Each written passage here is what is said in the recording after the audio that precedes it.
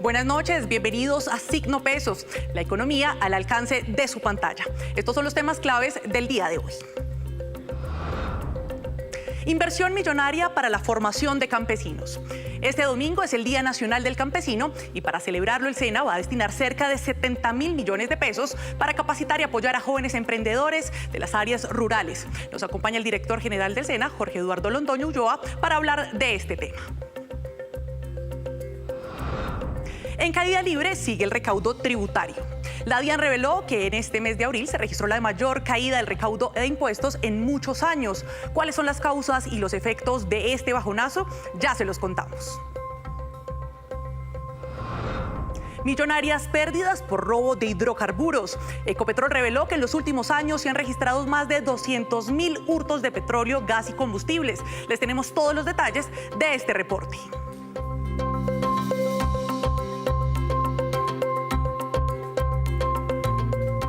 Comenzamos esta emisión de Signo Pesos hablando del SENA y de las estrategias que tiene este año para ayudar a todos los jóvenes del país. Para hablar de este tema, saludo al doctor Jorge Eduardo Londoño. Él es el director general del SENA. Doctor Londoño, buenas noches, un gusto tenerlo con nosotros. Buenas noches, Daliana, y desde esta hermosa tierra de San José del Guaviare, pues un saludo muy cordial, efusivo, cariñoso a todos los colombianos y colombianas, a todo el equipo de Caracol. Doctor Jorge Eduardo Londoño, comencemos hablando por el Día Nacional del Campesino. Se celebra este fin de semana, puntualmente el domingo. El SENA no va a ser ajeno a la celebración de esta fecha tan especial para todos los colombianos y nos enteramos que va a haber inversiones superiores a los 70.000 millones de pesos. Háblenos, por favor, de esta cifra que va a invertir ustedes al campo colombiano. Así es, Daliana. La ley estableció que el Día del Campesino sería el primer domingo de junio. Fue una ley que nosotros tramitamos en el Congreso y de la cual fui autor hace algún tiempo. Y vamos a celebrar ese día con una inversión que es bien importante, 70.000 millones de pesos para formación continua especializada del sector campesino. Ya hicimos la convocatoria, Daliana, y se presentaron alrededor de 220 instituciones campesinas, 220 agrupaciones campesinas que seguramente serán ellas las que lleven la formación a través de sus formadores a todos estos jóvenes, a todas estas jóvenes y en general al campo colombiano. Ahí estamos entonces dándole oportunidad a las asociaciones campesinas de que puedan estar en todos estos procesos de capacitación del SENA. Doctor Jorge Eduardo, precisamente, ¿cómo nace esta estrategia de Campesena? Bueno, esta estrategia nace de la falta de compromiso del SENA con el campo. En los años 70, Daliana, la formación que daba el SENA para el sector campesino era de alrededor del 42%.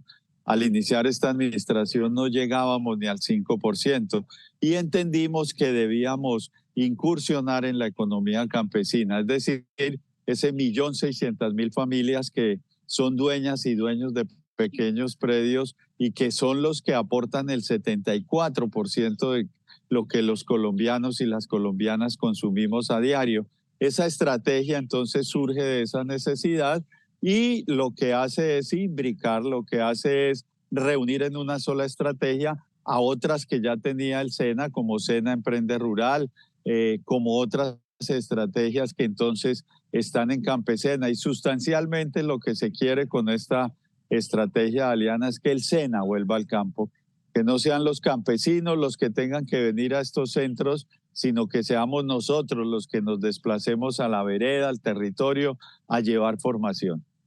Director, háblenos de cuáles son esos requisitos que deben cumplir las personas que quieran acceder y cuáles son los programas que en esta oportunidad ustedes están ofreciendo a toda la ruralidad del país. Bueno, nosotros tenemos 3 tipos de formación, una formación que es complementaria, técnica y tecnológica. Para la formación complementaria y técnica, los campesinos, las campesinas y quienes forman parte de la economía popular no necesitan ningún grado de escolaridad. Es decir, cualquier persona puede acceder a esos programas. Y hay más de 4.000 programas que nos pueden dar pues un escenario en donde uno puede formarse en el SENA en lo que quiera, en lo que se le ocurra, tanto en el ámbito agropecuario como tecnológico, como en temas culturales, en muchas otras estrategias. Y para el campo pues tenemos innumerables programas de agroecología, de agricultura de precisión, de manejos de insumos, de agricultura orgánica, de asociatividad campesina. Es decir, todo lo que campesinos y campesinas necesitan lo podemos encontrar en la formación del SENA, que valga la pena decirlo, Daliana, es totalmente gratuita. En el SENA nada cuesta un peso, todo es gratis y eso es bueno decirlo porque a veces personas inescrupulosas aprovechan de la candidez de muchos colombianos y colombianas para estafarlos diciéndoles que en el SENA algo vale. Director Jorge Eduardo, yo quisiera cambiarle un poco el tema y es para que hablemos de esa tercera oferta presencial y a distancia que el SENA está ofreciendo. Estamos hablando de cursos para este 2024, más de 321 programas. ¿De cuántos cupos estamos hablando en todo el territorio nacional? Bueno, este 2 de junio ya se cierra la convocatoria de este primer semestre del año y estamos ofertando alrededor de 54.000 cupos en educación titulada, es decir, en educación técnica y tecnológica.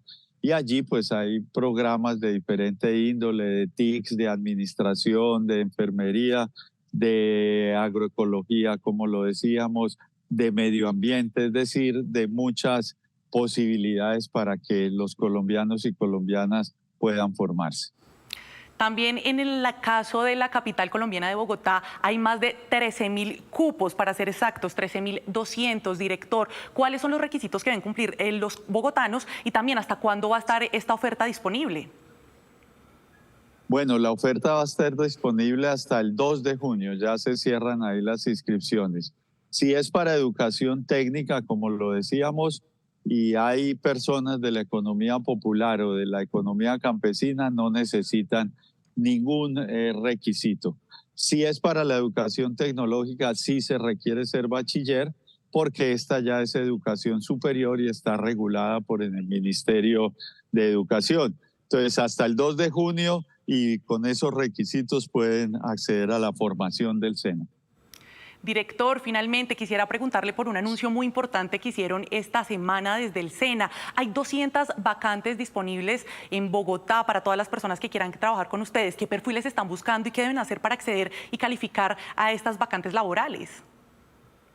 Bueno, eso se hace a través de la Agencia Pública de Empleo y pues pueden acceder a cualquiera de los centros que haya en la ciudad de Bogotá. Hay 22.740 vacantes en el país y las que tú expresas para Bogotá.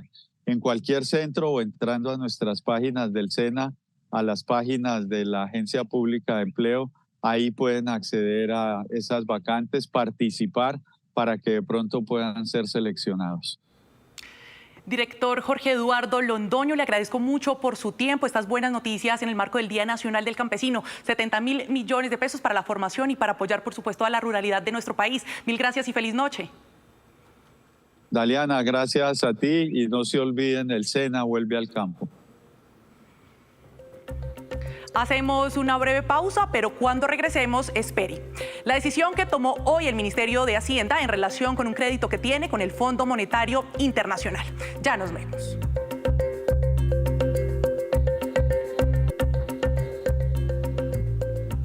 Gracias por continuar con nosotros y hasta ahora llega Víctor Grosso, quien nos trae noticias sobre el Ministerio de Hacienda. Víctor, buenas noches. Buenas noches, Daliana. Buenas noches, televidentes. Noticias del Ministerio de Hacienda y del Gobierno como tal sobre un endeudamiento que adquirió Colombia en los momentos más críticos por la pandemia. Recuerde usted, llega el COVID, se genera una crisis económica por los confinamientos. Colombia tiene que aumentar sustancialmente su endeudamiento para atender esa crisis económica y también la crisis sanitaria derivada del COVID-19. Y dentro de esos préstamos, esos nuevos endeudamientos, fue y tocó la puerta por allá al Fondo Monetario Internacional y nos desembolsaron un préstamo muy importante que ahora Colombia, según las condiciones de ese préstamo, tiene que empezar a pagar. O de hecho, ya empezó a pagar hace 3 meses y hoy estamos pagando, o bueno, el gobierno colombiano a través del Ministerio de Hacienda le sigue cumpliendo al Fondo Monetario Internacional con el pago de la segunda cuota de este préstamo. El Ministerio de Hacienda, a través de la Dirección de Crédito Público,